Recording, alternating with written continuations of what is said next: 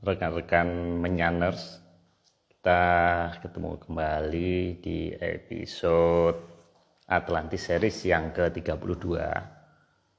Malam ini kita akan membahas lanjutan dari minggu kemarin, namun agak berbeda sedikit. Jadi sebentar, saya cek Mas Agung dulu.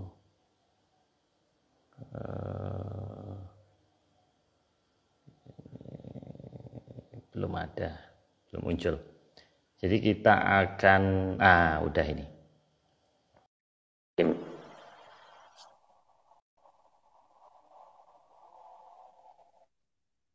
Nah, kita tunggu sebentar, semoga koneksi bagus.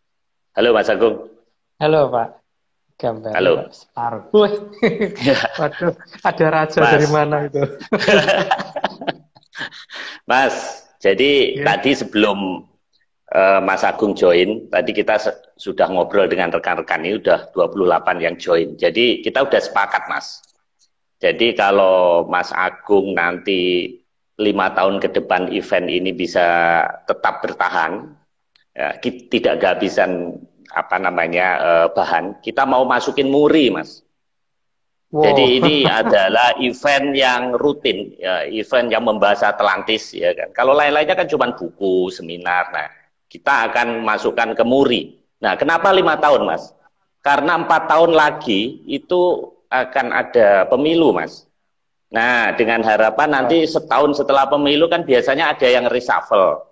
Nah, nanti Mas Agung biar bisa jadi menteri reshuffle, Mas.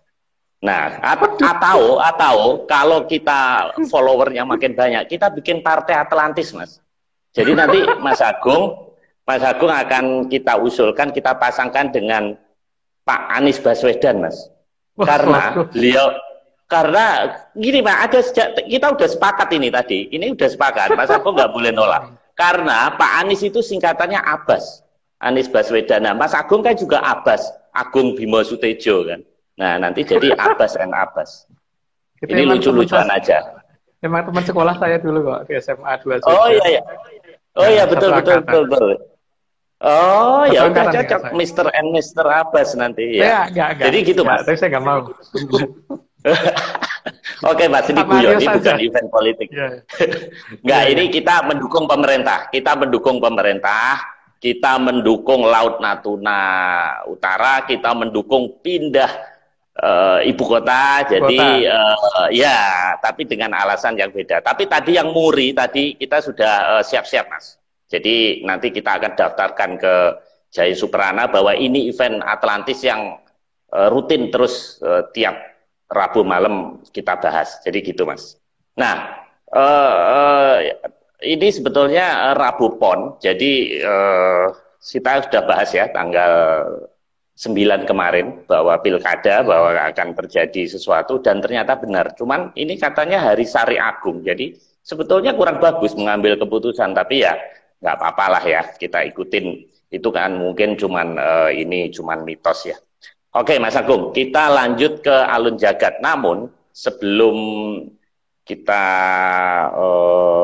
lanjutkan, ini ada 2 pertanyaan. Nah, saya akan membacakan pertanyaan ini yang saya rangkum dari teman-teman. Nah, jadi kita punya gelar baru. Jadi ada Mbak Mentari Ufuk Timur kita dinamakan Menyaners. Jadi followers Mas Agung itu namanya Menyaners, Mas. Ada slankers kita Menyaners. Iya. Lucu juga ya. Ini local wisdom beneran ini. Oke, Mas. Pertanyaan pertama, Mas. Kenapa Mas Agung begitu yakinnya bahwa cerita ini atau petunjuk ini adalah berasal dari leluhur? Karena sekarang ini kan banyak orang ngaku-ngaku tuh ada mimpi ini, mimpi itu. Nah, bagaimana untuk tahu atau Mas Agung begitu yakinnya bahwa ini petunjuk yang valid dari leluhur kita dulu? Silakan, Mas. Oke, yang pertama tentu saja tentang beberapa hal yang pernah kita lakukan, Pak ya. Yang salah satu yang pernah kita lakukan adalah pencarian Gunung Welakon itu, yang kita ngomong ada piramid, waktu kita geolistrik ya ada, cuman walaupun nggak dapat izin untuk penggalian, tapi paling tidak bukti geologinya itu kita punya gitu. Yang pertama. Terus yang kedua, pemilihan simbol kuda itu kan banyak teman-teman yang pada protes dulu. Kenapa kok kudanya kok bukan kuda yang lagi tegak, apa ya lagi berdiri? Kenapa kok kudanya harus kuda lari? Kenapa kudanya larinya kok dari kanan ke kiri gitu kan? Jawaban saya Ini Mas cuman ya. ya, besok pasti ada Ini. kuda kayak gitu. Larinya dari kanan ke kiri, tidak ada satu orang pun yang akan memfoto kuda itu terbang dari kiri ke kanan. Adanya dari kanan ke kiri ya, cuman jawab gitu. Karena perintahnya begitu. Akan ada kuda terbang yang kelihatan dari kanan ke kiri. Maka lambang kita menjadi seperti itu. Nemu, oh iya, yang itu yang minggu lalu ya. Kalau gambar Ya, lambang itu, ini Mas. itu Nah, yang, ini saya putar itu play yang, videonya dulu Mas. Ya. ya, ya, ya, Nah, oke. ya, ya, oke. Oke Itu Mas. kan Nah, ini kelihatan Pak, tidak ada orang yang menggambarkan dari kiri ke kanan kan? ya, Seperti gambaran kita dari kanan ke kiri kan Pak? ya. Itu yang pertama. Karena kalau ada orang satu saja yang memvideo itu dari kiri ke kanan, berarti kita sudah salah. Karena perintahnya hanya ada kelihatan dari kanan ke kiri gitu loh Pak. Itu yang kita terima. Dan Oh. ketika itu terbukti di atas KPU seperti itu, ya berarti kita yakin sekarang bahwa yang kita terima bukan dari leluhur yang bukan leluhur gitu. Tuh, itu ciri-ciri yang paling ini di belakangnya Pak Marius kebalik ya gambarnya. Kebalik ya. Oh, Oh, iya, oh. iya, iya, iya. Jadi ini Hmm. salah ya, Mas ya. Nah, Mas, ini Ya, kok kayak tulisan Arab dari kanan ke kiri, apa hubungannya, Mas? Atau kebetulan aja? bukan. Karena perintahnya memang kudanya lari dari kanan ke kiri, Pak. Perintahnya yang kita terima seperti itu. Besok akan ada kuda putih Oh, yang lari dari kanan ke kiri gitu. Dan itu di tempat yang sangat oh, akan banyak dilihat banyak orang. Makanya kita harus menggunakan lambang itu gitu loh. Dari kanan ke kiri larinya, bukan dari kiri ke kanan dan bukan kuda yang lagi tegar gitu, bukan. Karena memang perintahnya begitu. Buktinya perintahnya cocok Pak dengan hmm, gambaran yang kita ini. Jadi ya benar kan? Itu berarti bukan abal-abal beliau gitu. Oke. hmm, Cukup Pak, gitu jelas ya. kan? Oke, Nah, oke, udah cukup, Mas. Karena banyak teman yang baru gabung kan, beberapa pada tanya. Oke, kemudian yang kedua, Mas, mengenai pusaka. Kan beberapa sesi kemarin kita berbicara tentang pusaka. Nah, ini pusaka-pusaka leluhur yang dikuasai oleh bangsa asing. Itu apa nggak berbahaya, Mas, terhadap NKRI kita? Silakan, Mas. gini Pak, pusaka itu ada yang namanya sandi ya Pak ya, atau mantra. Bahasa bahasa gampangnya password. Cuman kalau password itu kan cuman satu suku kata atau dua suku kata gitu. Tapi kalau kalau mantra itu sekian bait, jadi itu bukan hanya satu dua mantra apa suku kata gitu. Eh, dan ini pusaka itu juga tahu siapa yang layak dan berhak menggunakan gitu. Jadi kalau ada di tempat lain itu justru malah memperingan orang yang nantinya yang mempunyai hak untuk menggunakan itu. Kenapa? Karena tidak perlu merawat, tapi sudah dirawatkan orang, tapi yang bisa menggunakan dia. Seperti halnya gini, pesawat terbang dan kapal selam dan kapal-kapal Amerika itu kan ada rudal nuklir yang mereka miliki yang ditaruh di kapal-kapal itu dan di pesawat dan sebagainya gitu. Tapi memang komandan kapal selamnya bisa menggunakan, enggak kan Pak? Yang bisa menggunakan Presiden Amerika kan, yang bisa menekan tombolnya itu. Jadi justru mereka itu yang ketempatan pusaka saat ini itu hanya bisa merawat, tapi tidak bisa menggunakan. Yang pertama itu ya. Yang kedua, kalau mereka tidak merawat, justru mereka yang celaka. Gitu. Ya, Hmm. ya seperti Tapi kalau contohnya dipakai untuk nyerang kita gimana, Mas? nggak Dipakai mungkin untuk bisa, nyerang Pak. kita. Nggak mungkin bisa. Karena mereka nggak Oh. mungkin bisa gunainnya itu nggak bisa. Mereka jadi selama ada di tangan mereka itu hanya bisa menjadi besi dan mungkin anugerahnya mereka bisa menikmati tapi tidak bisa menggunakan untuk mengadakan pukulan nggak akan bisa. Karena itu juga ada masalah sandi dan ada masalah ini ya kode berlapis yang sudah di leluhur gitu loh. Tidak seperti orang zaman sekarang, password cuma satu dua kata. Wah, ini kan sekian bait kalimat dan bahasanya aja mungkin mereka nggak kenal bahasa yang digunakan untuk mantranya Hmm. tersebut gitu. Jadi aman Oke. Pak. Nggak apa-apa malah Jadi kita kayak terima seperti kasih mobil Gopen. gitu ya. Heeh. Jadi seperti Ya, mobil, Mas ya. Kalau orang yang bawa mobil kan bayar STNK. Nah, kalau dia nggak bawa keyless-nya, nggak bawa itunya, remote-nya kan dia juga nggak bisa gunain kan, Mas. Jadi itu jadi iya, kayak si rongsokan aja kan ya. Oh, jadi kita nggak iya. perlu khawatir, Mas ya. Sepanjang Ini nggak perlu. passwordnya kita pegang, Mas ya. Iya. Dan nanti setelah saatnya harus dikembalikan, ya harus dikembalikan. Karena kalau tidak dikembalikan, ya risiko untuk bangsa tersebut gitu. Ya kita lihat aja gitu. Oke lah, saya kira cukup ya Oke. Pak ya tentang Oke itu. ya, oke Mas. Kita teruskan. Ini alun jagat. Terima kasih. Ini gambar-gambar ini dipersiapkan atau disusun oleh Mas Nogo ya dari Jogja. Jadi terima kasih sudah menyuplai. Jadi meringankan saya untuk bertanya. Gitu. Walaupun ini gambaran ini kan sebetulnya kalau enggak kan saya bingung Mas menerjemahkan sampean itu kan ilmu saya belum nyampe kan gitu. Nah makanya sebelum menjadi partai jadi kita mesti harus membentuk tim research. Nah ini Mas Nogo yang berperan. Nah ini Mas satu ini ada Sekar Telon ini apa ini? Apa hubungannya? Dan alun jagat sendiri juga kita kurang ngerti apa sih Mas ini Mas sebenarnya. Baik. Ini sesaji yang sering kita gunakan. Biasanya kita gunakan pada saat Jumat Legi, Selasa Kliwon, Jumat Kliwon, sama ya weton saya gitu. Nah, itu di situ ada mawar merah, melati, dan kanil putihnya 3. Nah, kemudian disusun mawarnya ada di tengah, di dalam cawan, di tengah. Terus kemudian kandil putihnya 3 dibikin seperti kayak cahaya bintang. Sebenarnya kan leluhur sudah memberitahu besok kalau sudah ada yang namanya Tejo Darbosuro yang gede sekali dan gedenya hampir 1 cawan. Ini yang dimaksud dengan 1 cawan adalah satu wilangan. Wilangan itu jagat wilangan itu kan kalau dalam bahasa zaman sekarang mungkin nyebutnya galaksi ya, karena kalau di kita ada banyak sebutan sebenarnya. Jadi kita yang namanya jagat bilangan itu galaksi. Jadi tidak sampai sebesar 1 galaksi, tapi cukup besar.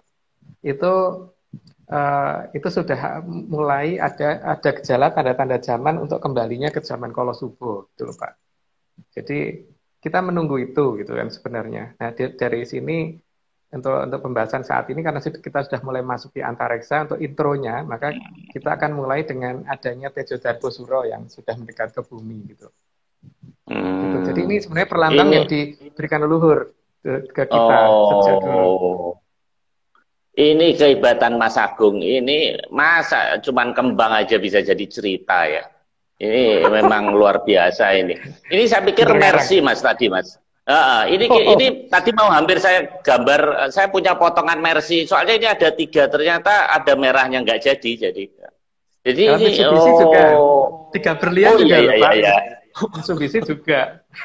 Oh iya betul. Kan mobil saya yang satunya Mitsubishi. Oh iya. Makanya ini apa gitu. Nah sementara alun jagat sendiri banyak orang tanya bahkan di IG itu pengen dikasih bocoran karena nggak ngerti ini maksud flyer alun jagat ini apa itu Mas? Apa hubungannya ya dengan ini semuanya ini? Berarti ini sudah mulai masuk di pinggiran dari ininya sudah mulai masuk gitu loh Pak. Pinggiran dari Tejo Darbosuro ini sudah mulai masuk. Penjelasannya nanti, tapi turut gambar per gambar dulu aja yang sudah dipersiapkan Mas Nogo. Iya, emang orang namanya pakar itu apa aja bisa jadi cerita ya. Heran saya benar-benar. Nah ini apa ini Mas? Ini teluh beraja, ini warna merah. Wah. Ya. Teluh beraja itu zaman dulu digunakan oleh perompu untuk nangkep sesuatu dari angkasa yang kemudian dibikin menjadi pusaka. Dan kemudian untuk menangkap satu kekuatan alam untuk dimasukkan ke pusaka tersebut gitu loh. Nah, itu baru ini ya, apa namanya sepersekian kekuatan yang ada dari Teluh Brojo Tejo Darbosuro. Jadi Tejo Darbosuro itu gabungan dari Teluh Brojo yang sangat banyak dan sangat besar sekali. Dan saat ini itu memang sedang menuju ke bumi dan paling tidak pinggirannya sudah nyampe sih. Terus apa namanya yang Teluh Brojo ini dalam bentuk yang lebih kecilnya lagi itu biasanya digunakan orang yang digunakan untuk sesuatu hal yang agak salah sedikit gitu loh, seperti santet misalkan ngerubah panci dimasukkan ke muka orang, ke perutnya orang atau gimana gitu loh Pak.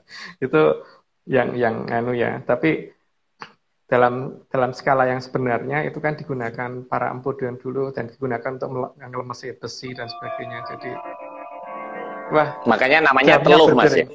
Ya, Oh namanya iya teluh iya iya ya. belajar. Udah 15 menit Mas, nggak berasa. Makanya namanya teluh, Mas ya. Nah, Ya, ini bagus atau jelek Mas bagi bumi kita kalau dideketin seperti ini, benda-benda seperti ini. nah, nanti di Oh penjelasan nanti. berikutnya, Pak. Nanti setelah gambar-gambar semuanya nanti Oke. ada penjelasan lebih lanjut. Oke, Mas, kita lanjut. Gambar berikutnya ini nebula merah, Mas. Ya, nah kebetulan berdasarkan beberapa penjelasan astronom saat ini eh, bumi kita ini sedang memasuki bekas supernova yang orang kadang menyebutnya nebula. Nebula itu dikatakan sebagai eh, gumpalan gas, awan dan ya awan gas dan zat radioaktif, cahaya dan sebagainya, materi dan antimateri dan sebagainya yang ada di sana. Dan saat ini bumi kita sedang memasukin daerah tersebut gitu loh Pak. Nah, ini Hmm. sama persis dengan pernyataan leluhur bahwa besok kalau bumi sudah masuk Tejo Darbo Suro gitu kan. Jadi saya Hmm. pikir ini sangat berhubungan dengan tanda-tanda zaman yang sudah ditulis oleh leluhur kita zaman dulu gitu. Dan Eh, sementara ini kalau nggak salah sih penjelasannya sudah sekitar beberapa bulan yang lalu ya tentang masuknya itu, tentang masuknya kita sedang memasuki bekas supernova gitu istilahnya oleh mereka, gitu Pak. Hmm. Jadi, Oke, kita lanjut Mas ya. Takutnya ya, nggak selesai ini. ya, Oke, yang penting selesai dulu. berikutnya ini bagus sekali nih bentuknya. Ini ledakan supernova bisa kayak seperti ini Mas ya. Ya, ledakan supernova itu adalah ledakan dari suatu bintang, di mana bintang tadi ketika sudah kehabisan bahan bakar, maka dia akan mengembang. Dan pada saat mengembang, kemudian terjadi keruntuhan gravitasi, maka terjadi ledakan yang super hebat. Itu namanya supernova. Nah, supernova itu akan mengeluarkan bentuk-bentuk cahaya seperti itu. Dan itu berbahaya sekali kalau bumi memasuki tempat-tempat seperti itu. Ada banyak efek yang bisa diterima dan ada beberapa gejala yang bisa di ini ya. Kalau untuk orang-orang yang eh, ngerti masalah permenyanan itu yang kerasa di kita adalah berubahnya gelombang sosrodoro. Jadi sosrodoro itu kan gelombang yang kita terima dalam bentuk denging yang ada di telinga itu, Pak. Ning gitu kan. Hmm. Nah, itu akan Hmm. kalau orang yang peka akan merasakan ada perubahan di situ. Dengingnya jadi beda. Nah, kadang-kadang jadi agak gimana gitu, agak budek dikit kadang-kadang gitu. Karena ada perubahan dingin seperti kalau kita naik bis terus kemudian kita tuh Hmm. lama di dalam bis kemudian turun itu kan ada suara angin yang agak beda kan Pak. Karena ada perubahan Hmm. tempat dan sebagainya seperti itu. Nah, ini kondisi ini sebenarnya sudah terasa dari tahun 2014. Tapi Hmm. eh, ya paling tidak bekas supernova yang dimasukin bumi kalau para pakar ini baru melacak beberapa bulan yang lalu. Tapi kalau menyan sudah dari awal tahun 2014. Sebenarnya begitu. Oke, lanjut, Pak. Hmm. Iya, iya, iya, iya, iya. Ternyata leluhur kita juga sudah bisa melacak. Nah, ini ledakan hipernova, Mas. Berarti lebih besar dari supernova tadi ya? Ya, ya, seperti supernova kasusnya sama, cuman ini ledakannya lebih besar. Karena ledakannya lebih besar berarti jangkauannya juga lebih luas.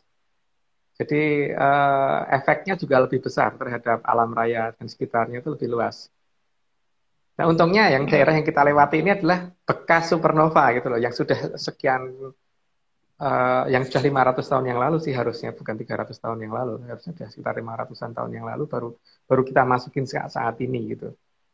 Jadi Hmm. ya pasti tetap ada Oh, efeknya Pak, tetap ada jadi efeknya. ini sudah ledakan ini sudah terjadi, Mas ya? Saya pikir bakal terjadi nanti gitu. Oh Ternyata bukan, sudah. sudah terjadi Oh. 500 tahun yang lalu, tapi kita baru memasukin itu gitu loh. Nah, tapi di sini ada Hmm. beberapa perbedaan antara kita dan astronom, karena kalau astronom kan ini nyebutnya kita memasuki bekas supernova atau bekas supernova atau apa nggak tahu ya, ya itu istilah Hmm. mereka. Tapi kalau kita kan mengistilahkan itu ini saat ini kita memasuki bekas dari Tejo Darbosuro, memasuki Tejo Darbosuro yang memang diarahkan ke bumi sejak 500 tahun yang lalu, gitu. Nah, tapi apa bedanya Tejo Darbosuro dengan supernova? Ini akan ada di berikutnya. Oke, siap.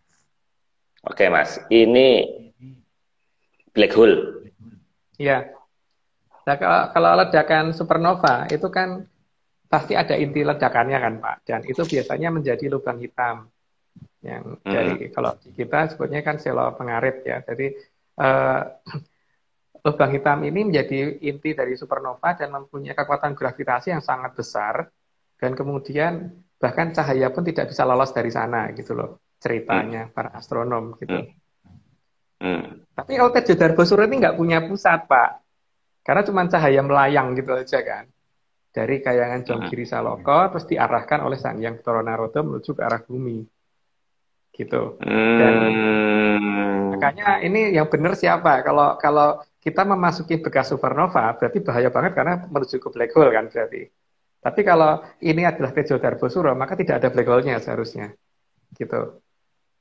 Nah, di sini penjelasan dari astronom adalah kita memasuki bekas supernova. Tapi mereka tidak bisa menjelaskan apakah ada black hole-nya apa tidak gitu. Nah, di sini seharusnya tidak ada karena petunjuk yang kita terima kita ini memasuki Tejo Darbosuro. Dan Tejo Darbosuro pertanda salah satu tanda zaman yang mengikuti perubahan zaman Kala Subo besok dari Kala Bendu ke Kala Subo itu. Gitu, Pak. Jangan-jangan Mas Agung ini alien ya, bukan penduduk bumi ya, kok tahu ya? Kayak. Oke, Mas. Ini Menyan, Pak, yang bikin tahu. Oh, menyan. Oke. Mas, ini primordial black hole. Apa ini, Mas? Bedanya apa, Mas, dengan yang tadi? Kalau primordial black hole itu black hole yang lebih kecil, Pak. Yang saat ini kan lagi banyak orang astronom yang lagi menduga planet ke-9 adalah primordial black hole karena planet ke-9 ini susah dilacak tapi mempunyai efek gravitasi yang sangat besar yang ukurannya sangat kecil tapi mempunyai gravitasi yang sangat besar. Itu bukan supermassive black hole ya, karena kalau supermassive black hole itu kan yang ada di tengah galaksi biasanya atau di tengah jagat bilangan. Nah, kalau ini itu enggak, itu karena bentuknya sangat kecil dan dia pada posisi agak mengorbit ke matahari, tapi akibat dari keberadaan dia, maka terjadi kerancuan ketidakteraturan orbit di Neptunus ke belakang, di Neptunus, Uranus dan sebagainya itu ada kelainan orbit gitu loh. Gara-gara primordial black hole yang di planet 9 yang diperkirakan itu adalah planet 9 ya. Jadi setelah Pluto dilepas jabatannya jadi planet ke-9 karena terlalu kecil kalau dikatakan planet, maka kan kemudian dianggap sebagai dwarf ya atau planet cebol gitu.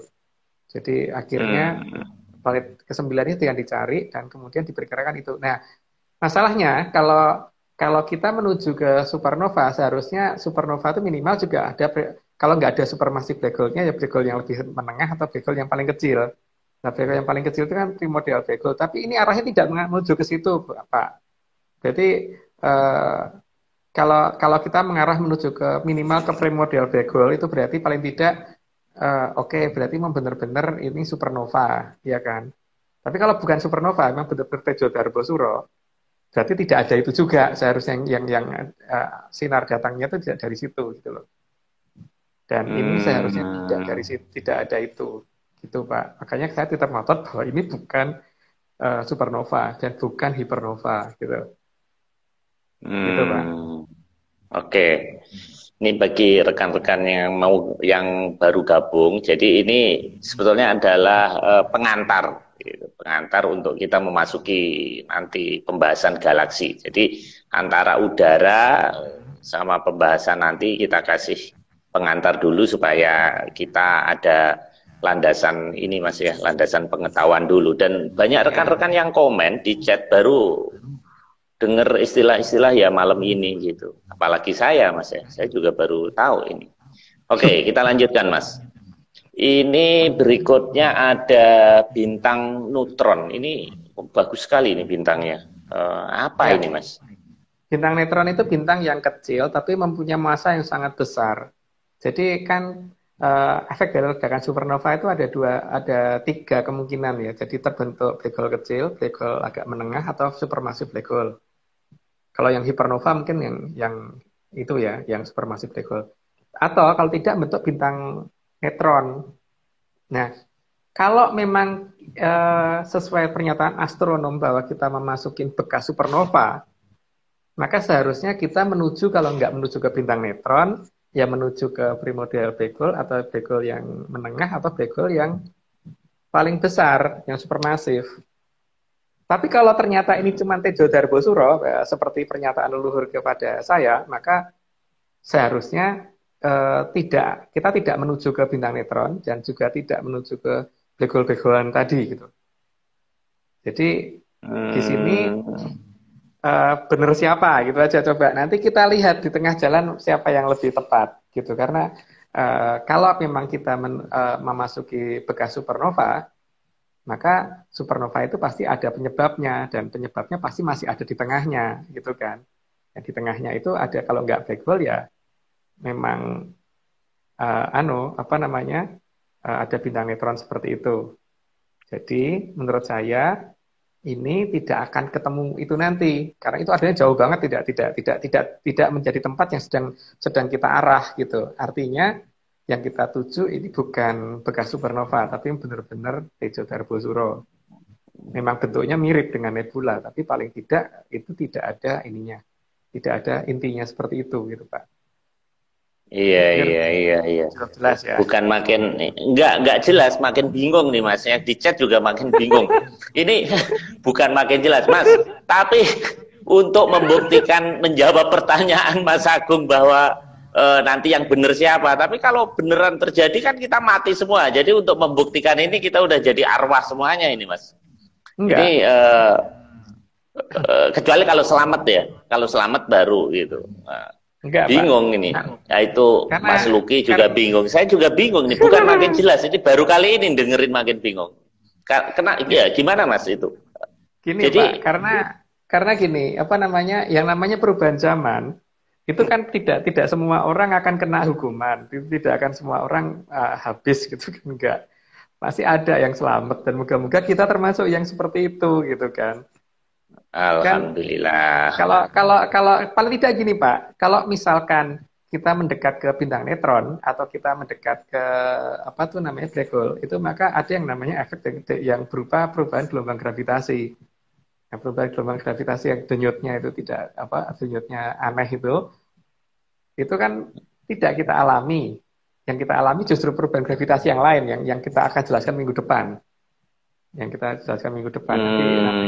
minggu depan kalau bisa bawa Pak Marius bawa kalkulator ya, atau yang dengerin bawa kalkulator, bawa oret-oretan dan sebagainya, nanti supaya bisa ngitung. Jadi kira-kira kalau Jokowi-nya kan kira-kira kapan, itu nanti kita akan coba latihan ngitung bareng-bareng gitu. Tapi gini Pak, bahwa kalau memang menuju ke bintang neutron atau menuju ke black hole, maka memang sangat berbahaya. Tapi kalau itu bukan black hole atau bukan bintang neutron, cuma cahaya saja yang lewat, yang akan mengenai bumi, ada efeknya, ada efek-efek tidak baiknya juga ada. Tapi paling tidak akan semengerikan kalau mengantem ke itu tadi kan Pak, ke black hole dan ke bintang neutron tadi gitu. Jadi ya harusnya tetap selamat Pak. Selama kita nggak punya kesalahan, masuk ya mau celaka sih? Enggak lah Pak. Itu kata Mas Mahfud Sluman Selamat itu Mas Selamat lagi. Enggak, saya ini heran, ini Menyan kok bisa kayak begini, ini gimana ceritanya gitu. Ini saya semakin yakin bahwa Mas Agung ini dapat ilmu dari bukan manusia biasa, ini dari alien mungkin Mas. Oke Mas, ini kita hafalin aja dulu ya, karena saya mesti harus belajar lagi nih. Oke Mas, nah ini baru dengar tadi berkali-kali disebut Tejo Darbosuro. Apa karena nama Mas Agung ada Tejonya itu? Bimo Sutejo itu? Enggak, Ya ini Pak. istilah dari mana sih? Saya belum pernah referensi. Saya baca buku Serat Centini, Pustaka Weda Sasangka, belum ketemu Tejo Darbo. Ini istilah apa sih sebenarnya? Kok ada kayak gini? Apa Mas ini? Di pewayangan ada, Pak. Makanya saya sudah ngomong kan, Pak, bahwa beberapa serat kita itu diganti. Dari lama loh saya sudah ngomong itu. Makanya kan keluhan yang disampaikan ke saya oleh beberapa penesepuh zaman dulu itu kan salah satunya. Makanya kalau Pak Marius belajar dari Bedo Sasongko, serat-serat yang ada saat-saat ini, nggak akan nyampe. Karena memang bukan itu yang harus dicari. Gitu. Nah, gini Pak ya, yang dinamakan Tejo Darbosuro itu adalah sejenis teluh brojo, tapi yang gede banget karena itu datang dari kayangan Jonggiri Saloko, itu yang mengeluarkan Sang Hyang Bathara Guru, dan itu yang mengarahkan arahnya supaya tidak ngawur, arahnya itu adalah Sang Hyang Bathara Narodo. Ini sedang mengarah ke bumi emang. Dan itu gede banget Pak, gede banget. Dan itu sudah mulai memasukin bumi sebenarnya sudah mulai dari 2014, itu tidak terlihat karena tepat bertepatan dengan tahun baru, sehingga cahaya merah yang tipis tadi itu keselamur dengan ini mercon dan sebagainya itu yang di angkasa, dador gitu. Nah, tapi itu dari 2014 pelan bertahap mulai makin jelas, dan yang agak lumayan jelas itu sejak tahun 2019 lebih jelas lumayan jelas, dan dengingnya dan sebagainya sudah mulai lebih kerasa lagi di 2019 gitu. Dan kalau di cerita pewayangan, memang kalau Tejo Darbosuro ini sudah datang, biasanya akan mendatangi biasanya wilayah tersebut akan ada suatu yang kurang bagus ya, ada bencana atau apa gitu. Ya, tapi moga-moga Pak, moga-moga ya di seperti apapun kalau bisa tuh kita selamat gitu kan. Maka di sini kan pertanda zaman ini kan perlu saya ungkapkan di sini supaya paling tidak banyak orang sudah mulai persiapan dan mulai mengamati alam, jadi tidak cuek dengan alam gitu, bahwa alam ini sekarang sedang bekerja menuju ke perubahan zaman gitu ya. Dan ini yang dinamakan Tejo Darbosuro itu makin jelas, makin saat ini sudah makin jelas karena sudah makin mendekati daerah tengahnya Tejo Darbosuro, jadi nanti tidak akan ada black hole-nya yang jelas gitu loh, tidak ada bintang neutronnya gitu. Kalau saya benar seperti itu kan akan kelihatan bahwa Tejo Darbosuro kan bukan supernova gitu loh Pak. Gitu. Makanya kalau tadi dibilang Tejo Darbosuro dari Teluk Brojo memang karena merah itu Mas ya? Iya. Oke Mas, kita lanjutkan berikutnya. Nah ini tadi sudah diterangkan sedikit ya, bumi memasuki bekas supernova ini Mas ya? Iya, ini pernyataan para pakar, itu kalau nggak salah baru 4 bulan atau beberapa bulan yang lalu, saya lupa deh. Tapi yang jelas gini ya, kalau kita mendapatkan berita itu kan 2014, itu sudah masukin pinggiran dari Tejo Darbosuro. 2019 itu makin jelas. Dan sekarang itu lebih jelas lagi sebenarnya, makin jelas. Dan efeknya bisa dilihat ada beberapa hal yang terjadi di bumi lah, bisa diperhatikan sendiri. Tapi gini Pak ya, tidak perlu khawatir lah kalau selama kita tuh orangnya bener kan, ngapain sih kita takut gitu, karena yang di atas sendiri kan juga tidak asal ambil kan. Kalau misalkan kita nggak salah ya mosok iya sih dikenain hukuman kan enggak. Jadi itu pasti milih kok. Jadi tenang aja. Jadi nggak apa-apa. Yang penting selamat gitu aja. Mungkin selamat. Jadi memang sekarang bumi mengarah ke situ dan enggak, sorry saya potong. Tadi ada pertanyaan dari Mas Maulana bagus. Jadi apa yang harus kita persiapkan Mas dari penjelasan Mas Agung ini? Jadi kita jadi ngeri jadi dengerin ini. Ya, minggu depan saya jelasin Pak. Minggu depan jadi pas topiknya lebih tepat ya. Jadi kan nanti kita bagaimana menghitung kira-kira tanda-tanda zaman itu ke arah mana dan bagaimana itu kan akan kelihatan minggu depan. Kalau sekarang baru ciri-ciri awalnya aja, toh masih belum waktunya kok. Oh, gitu. oke. Kalau gitu jawabannya adalah yang harus dipersiapkan beli pulsa, Mas, untuk minggu depan. Tadi tadi sebetulnya saya ini sudah siapin buku gede, Mas. Gede banget ini. Ini bayangkan, ini kalau dibuka, saya punya koleksi, jadi namanya Kosmos. Ini cuman setelah dengerin Mas Agung saya jadi minder sendiri karena nggak ada di dalam sini yang dijelasin. Jadi ya nggak usah lah. Ternyata Menyan lebih advance daripada Mas Agung ini. Jadi sorry, Menyan lebih advance dari bikinan sarjana luar negeri. Jadi ya sudah, kita dengerin aja ini. Oke Mas, berikutnya. Nah, Ini kalau apa ini? Rumus kimia apa ini Mas ini? ya, berdasarkan penelitian yang saya lihat di ini ya, jadi kan kita juga nyocokin apa yang terjadi di atmosfer kita gitu. Kalau yang dilihat oleh beberapa ilmuwan adalah terjadinya perubahan beberapa struktur karbon, terdapat apa radioaktif dari karbon isotop 14. Karena karbon itu kan seharusnya isotop 12, ini isotop 14 yang ada di atmosfer, di ujung atmosfer kita. Dan ini makin lama makin banyak. Juga terjadi hantaman sinar kosmis yang makin banyak gitu. Berarti kan memang sudah makin kita memasuki ke daerah Tejo yang makin tebel gitu loh Pak. Cuman kalau secara sainsnya ya kelihatan seperti itu gitu loh. Terdapat struktur kimia aneh yang ada di atmosfer kita gitu loh. Gitu. Jadi jadi nyambung Pak sebenarnya dengan sains. Cuman masalahnya kalau mereka meneliti dengan itu, kalau kita meneliti dengan menyan gitu kan. Bedanya itu. Ini Mas, saya sempat browsing Mas, laboratorium Menyan belum ada Mas. Jadi saya usulkan, ayo kita bikin laboratorium Menyan aja gitu. Jadi kita teliti secara sains gitu loh ya.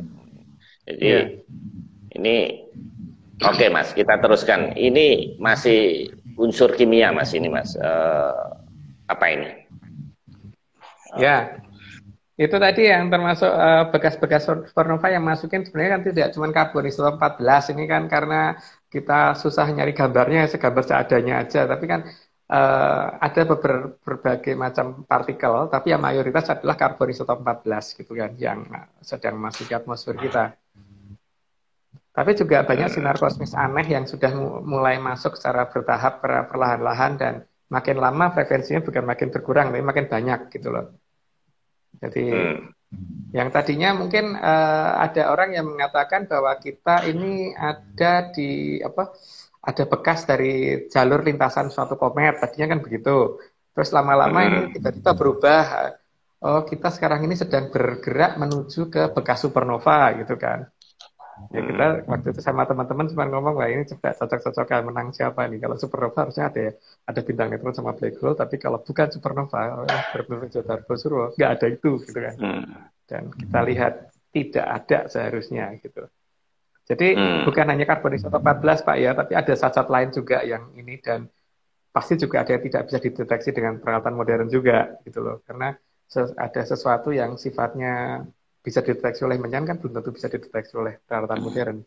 Tapi menyan bisa. Dan menyan pun nggak boleh yang KW Mas ya, harus yang asli ya, yang ori ya. Gitu. Kalau beli online nggak bisa ya Mas. Oke Mas, gambar ke-13 daripada gambar nih saya tunjukin Mas ini. Nah ini saya punya.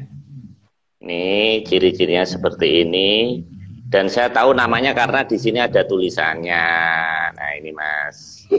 Nah jadi dia menaikin apa ini Mas ya? Lembu Andini. Oh ya ya ini lembunya ada ini ya betul ini. Nah ini apa Mas ini? Beliau adalah Bathara Guru. Bathara Guru itu kan kayangannya di Jonggiri Saloko. Beliau itu dulu kan ketika Sang Hyang Betari Kanestren meminta kepada Sang Hyang Wening supaya diberi pasangan, maka kemudian kan Sang Hyang Wening menciptakan telur, ini dari cerita pewayangan loh ya. Kemudian telur itu diremet, cangkangnya berubah menjadi Bathara Antigo yang wujudnya anak masih sekitar, ya wujudnya anak yang masih kecil, tapi bukan balita, di atas balita ya. yang tipe anak yang lagi bandel-bandelnya gitu Pak. Terus putih telurnya berubah menjadi Bathara Ismaya, itu wujudnya anak remaja. Terus kemudian kuning telurnya menjadi Bathara Manikmaya, wujudnya orang dewasa. Ketika Betari Kanesten disuruh memilih, maka yang dipilih adalah Bathara Ismaya. Nah, kemudian Bathara Manikmaya ini nanti diberi pasangan Sang Hyang Betari Uma, yang kemudian nanti menjadi Bathara Guru, karena Bathara Ismaya memilih momong anak putu di Arcapada atau di bumi, gitu. Sehingga beliaulah yang menjadi Raja Ratuning Dewa gitu kan. Kalau di pewayangan, ini saya ngomong wayang ya Pak ya. Jadi boleh tidak dipercaya nggak apa-apa. Nah, beliau yang punya kemampuan untuk merubah zaman, dan setiap ada perubahan zaman itu maka harus disertai dengan Tejo Darbosura yang diturunkan oleh beliau gitu. Dan ini termasuk zaman yang sekarang ini. Tejo Darbosura sudah dilepaskan, biasanya 500 tahun sebelumnya sudah dilepas supaya nyampe ke bumi tepat waktu gitu. Hitung bener beliau tuh. Makanya leluhur kita juga menghitung bahwa perjanjiannya juga 500 tahun. Tapi perjanjian 500 tahun itu terhadap bukan terhadap Atlantis. Kalau Atlantis nanti hanya sebagai pelaksana untuk membantu kita untuk mengamankan wilayah gitu. Daerah-daerah mana saja yang supaya tidak terkena bencana akan diamankan oleh Atlantis. Gitu. Jadi ya baik-baiklah dengan mereka gitu Pak judulnya.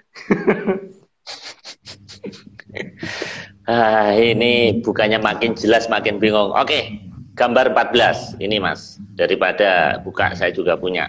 Nah, ini. Ya, Bathara Narada. Ya, saya juga tahu karena ada tulisannya Mas. Kalau nggak ada tulisannya saya nggak ngerti juga. Nah, ya. Ini apa Mas? Hubungannya dengan tadi Bathara Guru apa Mas? Itu patihnya di Kayangan. Kayangannya namanya Suduk Pangudal-udal kalau di Jawa. Nah, kalau di kita, kalau lebih detail lagi membaca wayangnya dengan jelas, maka posisi gerbang kayangannya beliau itu ada di bintang yang di salah satu ujungnya Orion yang warna merah. Itu tempat Kayangan Suduk Pangudal-udal. Jadi kalau dalam bahasa kita, Kayangan Suduk Pangudal-udal, kalau dalam bahasa internasionalnya Betelgeuse gitu kan. Itu gerbang kayangannya Bathara Narada, yang dikenal juga Sang Hyang Resi Kaneka Putra. Jabatannya di Kayangan sebagai Mahapatihnya Kayangan, yang saat ini sedang mengarahkan itu ke sini memang, yang mengarahkan Tejo Darbosura menuju ke arah kita gitu. Jadi pelaku-pelakunya itu Pak. Itu oknumnya Mas ya? Ya, itu Bang Narada. Mas, tadi saya bingung Bathara Guru Narada. Nah, saya punya ini Mas, gede ini. Nah ini kaligrafi ini. Ini bukan ini Mas ya, yang kita bicarain tadi. Bukan. Beda ya? Beda. Oh, apa Mas bedanya dengan oknum-oknum tadi Mas? Ya beda. Beda gambarnya Pak. Oh, fungsinya juga beda Mas? Ya beda. Oh. Gitu. Jadi yang mengarahkan Tejo Darbosura itu, makanya tidak ada bintang netronnya, tidak ada begolnya, karena yang membawa itu gitu loh, yang membawa turun dia, jadi bukan ini, bukan apa namanya, bukan sesuatu yang alami gitu. Memang ada yang bawa, ada yang ngarahin dan sebagainya supaya tepat sasaran dan supaya tepat waktu juga. Itu bukan apa namanya asal datang terus kemudian asal lewat gitu. Terus pada saat lewat begolnya pergi dulu, setelah lewat baru begolnya datang lagi gitu. Atau bintang netronnya pergi dulu datang lagi gitu. Itu kan lucu Pak, nggak bisa, karena kalau supernova kan berarti di tengahnya ini kan harusnya ada black hole-nya. Ketika ini bumi, ini kemudian N-nya lewat, black hole-nya pergi dulu gitu. Terus itu black hole-nya datang lagi ke mereka gitu. Kan nggak begitu kan seharusnya. Jadi urutan supernova harus ada itu. Kalau nggak ada itu ya bukan supernova gitu. Ya, oke. Ini Fakultas Menyan ini emang luar biasa ini pembahasannya. Oke Mas, kita kembali lagi ke luasan Tejo Darbosura. Wah, ini luas sekali Mas ya ini. Dahsyat ini. Ya. Ini luar angkasa seterang ini Mas. Kok bisa nggak gelap dong ya? Nggak seperti luar rumah saya ini yang gelap ini ya, ngelihat atas kayaknya gelap, ternyata ini kok terang Mas. Nah, problemnya itu kan cuma satu, Pak. Sinarnya itu pada sinar tampak yang bisa dilihat oleh orang semuanya apa enggak gitu kan. Masalahnya itu kan.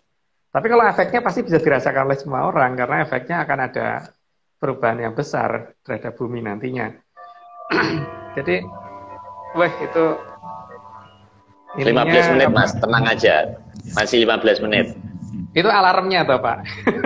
Iya, Jadi supaya saya nggak keterusan terpana ini. Terus Mas.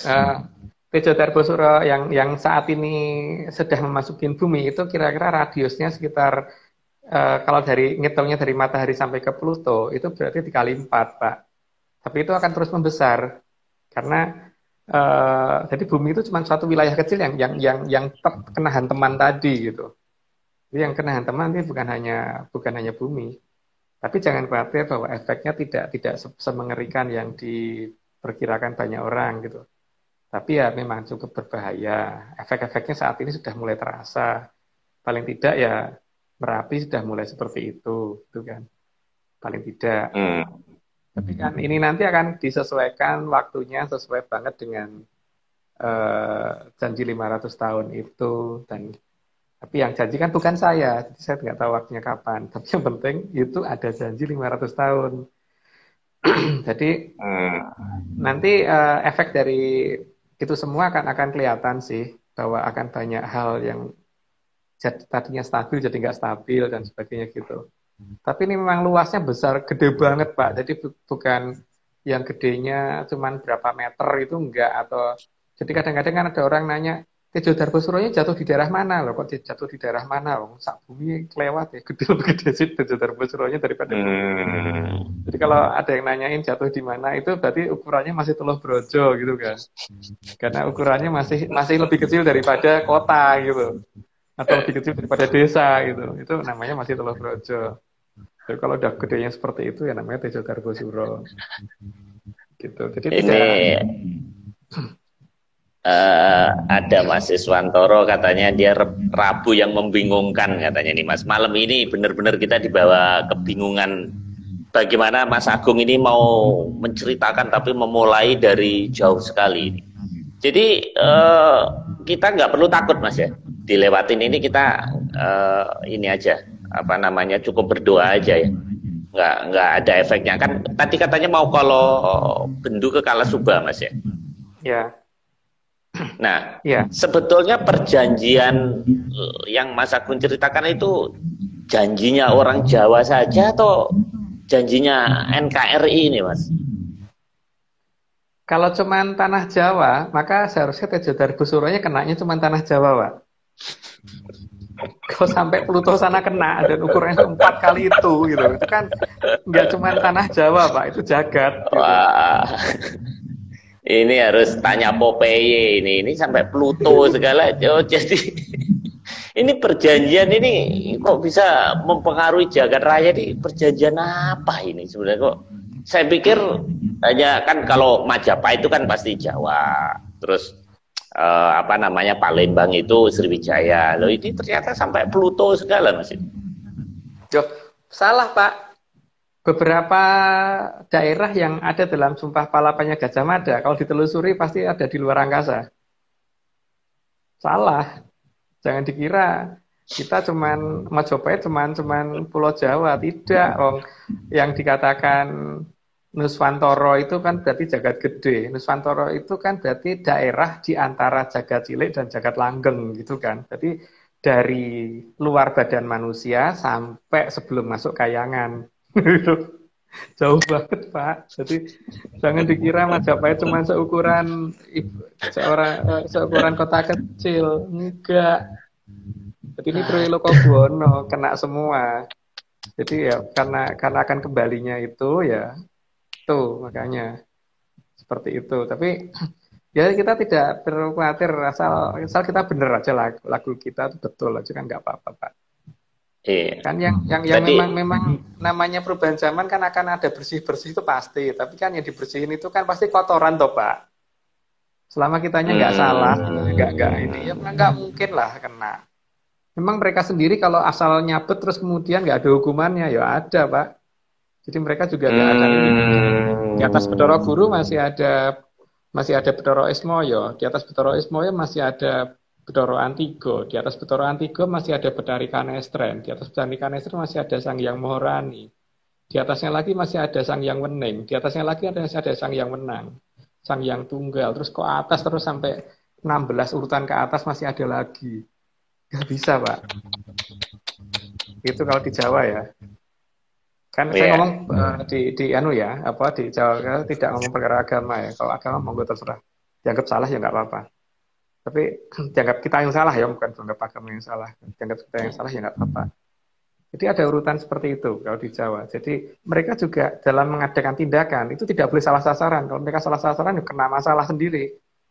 Kekemplang sama Sang Hyang Wening, nggak bisa asal menang-menangan. Makanya banyak terjadi suatu cerita di mana Bathara Guru bertindak tidak adil, kemudian dipaksa turun ke bumi dan kemudian orang dari bumi dijadikan raja di sana. Itu kan banyak terjadi, Pak. Bahkan Petro aja pernah jadi raja di Kayangan. Petro aja pernah. Di Jawa banyak ceritanya. Ada Prabu Watu Gunung pernah kan menaklukkan Bathara Guru. Terus masih ada Prabu Pandu Dewonoto, namanya aja sudah Dewonoto, yang pernah menguasai di daerah Kayangan juga. Jadi tidak perlu khawatir, karena kalau sana itu asal embat, asal nyikat dan sebagainya, ya mereka kena sasaran, kena hukuman sendiri juga. Mereka juga nggak berani terlalu ini, Pak. Mereka hanya bisa menjalankan tugas sesuai dengan yang diperintahkan.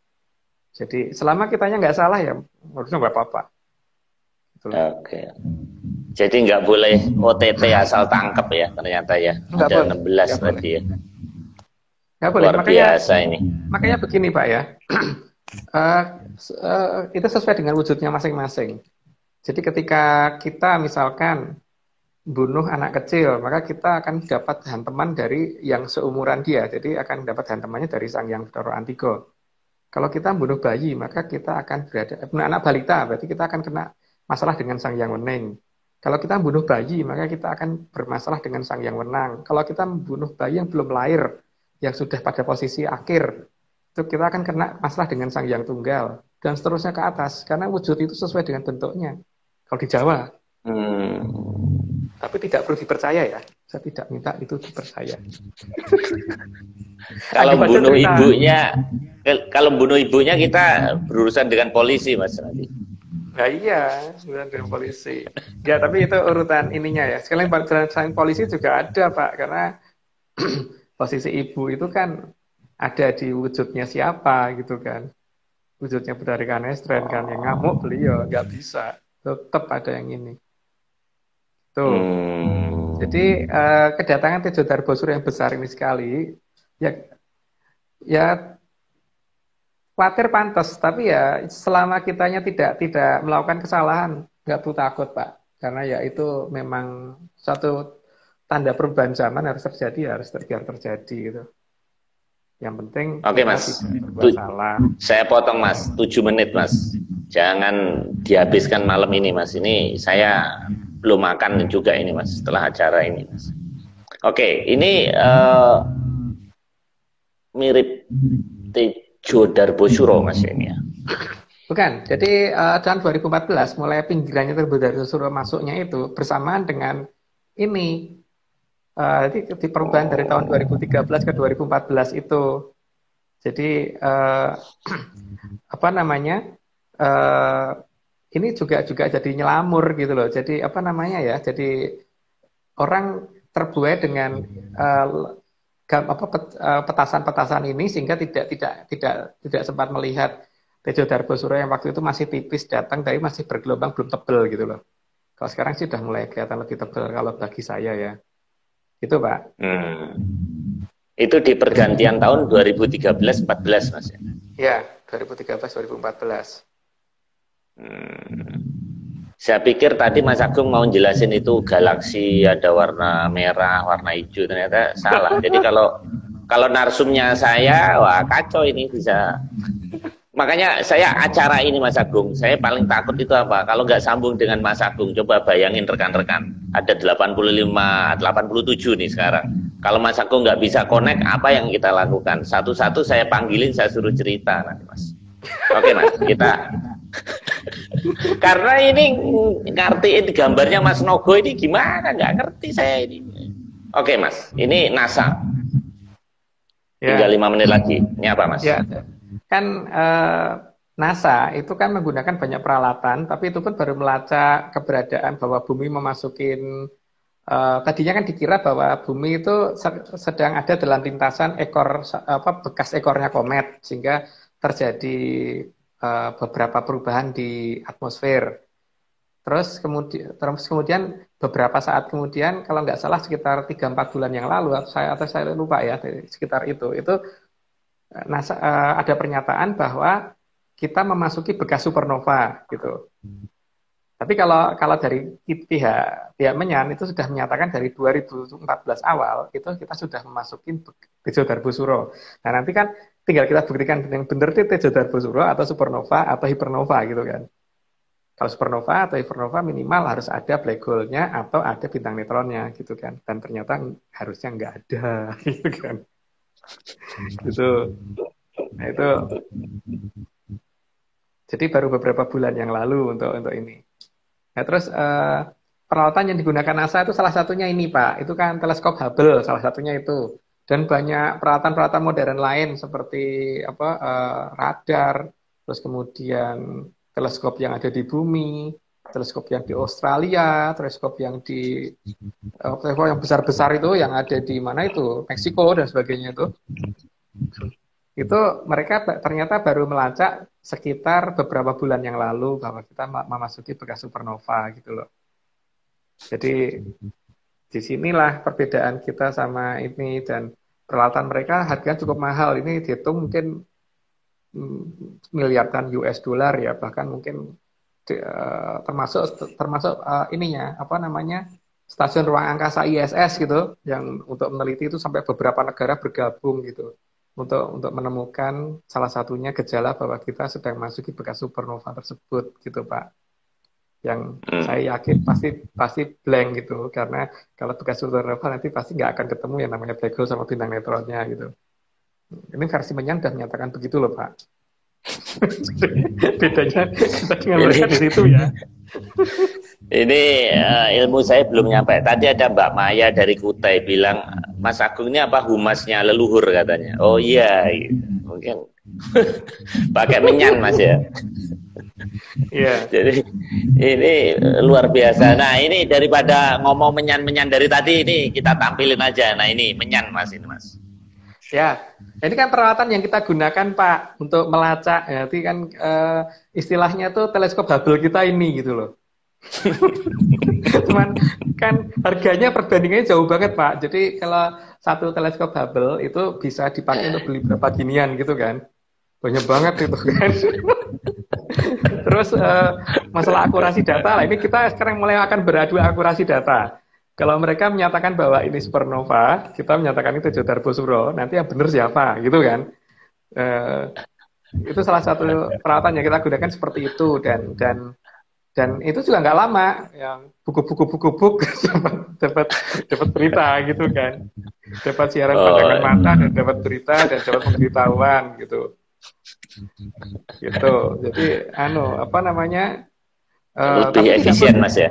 Lebih efisien dan tidak perlu diikutin, karena apa? Mungkin banyak orang yang anggap ini salah, tapi kalau bagi saya kan, daripada sekarang beli teleskop yang kecil aja itu harganya sudah jutaan kan Pak? Saya punya teleskop apa Mas? Beli 17 juta itu yang gede itu. Saya cari kayaknya punya itu. Itu aja udah belasan juta itu mahalnya. Ya. Itu berapa pembesarannya sampai berapa kali Pak? Wah, itu lupa. Tapi itu bulannya kelihatan, itunya bopeng-bopengnya itu kelihatan benar Mas itu Mas. Udah pakai itu yang itu. Nanti coba saya tunjukin minggu depan deh. Gitu. Saya cari dulu Mas. Ya, itu kan harganya 17 juta Pak.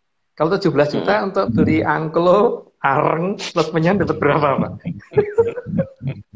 Murah saya, ya kan? Kalau secara prinsip ekonomi, saya menang Pak, karena lebih murah gitu. Yeah. Terus pelacakan Yeah. saya dari 2014, kalau pelacakan NASA baru beberapa bulan yang lalu gitu loh. Sempat error kan, mereka sempat ngomong bahwa kita melewati bekas lintasan dari suatu komet gitu. Terus saat ini diralat gitu kan. Gitu. Gitu Pak. Tapi kan kadang-kadang kita susah nih bakar kayak gitu, maka harus ada peralatan lain. Nah, peralatan lain berikutnya. Oke, ada aksesori lain. Oke Mas, ini terakhir. Nah, ini apa ini Mas? Nah, itu dupa gunung yang sering kita gunakan itu. Karena dupa gunung itu kan paling gampang digunakan Pak. Tinggal dibakar, ditaruh, itu langsung kelihatan semuanya kalau bisa gunakannya. Jadi salah satu bentuk teleskop Hubble saya itu Pak. Teleskop Hubble saya salah satunya bentuknya seperti itu gitu. Jadi kalau ini Amerika punya teleskop Hubble Pak, saya juga punya, tapi bentuknya beda gitu loh. Saya bentuknya satunya pakai anglo, satunya seperti itu gitu. Gitu loh. Ya. Ini teleskop Hubble atau teleskop bebal ini nggak ngerti ini Mas Agung nih.